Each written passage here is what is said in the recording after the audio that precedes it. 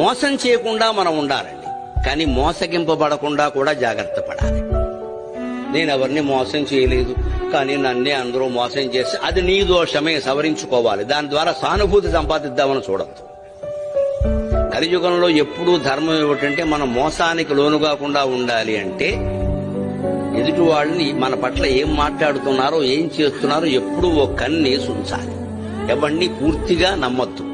నమ్మాను అని చెప్పేవాడిని కూడా సగమే నమ్మాలి. ఎవరి యందు ఎలా ఉండాలో అలా ఉండాలి తప్ప అందరికీ ఒకటే సూత్రం కలియుగంలో పనికిరాదు. ఎందుకంటే మానవులందరూ అలా ఉండరు. ఏ యుగంలోనూ ఉండరు, ఇందులో మరీ ఎక్కువ. పైగా ఈ యుగంలో పగలు ఎలా ఉంటారో రాత్రి ఎలా ఉంటారో తెలియదు.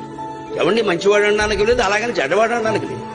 లోకమంతా చెడిపోయిందంటే మీరు గమనించండి. ఒక 10 ఏళ్లుగా గుళ్లల్లో పూజలు పెరిగాయి, తీర్థయాత్రలు పెరిగాయి, పూజలు పెరిగాయి, అన్ని హారతులు పెరిగాయి. ఇలా ప్రవచనాలకు జనం రావడం కూడా విపరీతంగా పెరిగింది. కానీ ధర్మము నీతి పెరిగిందని చెప్పగలరా మీరు?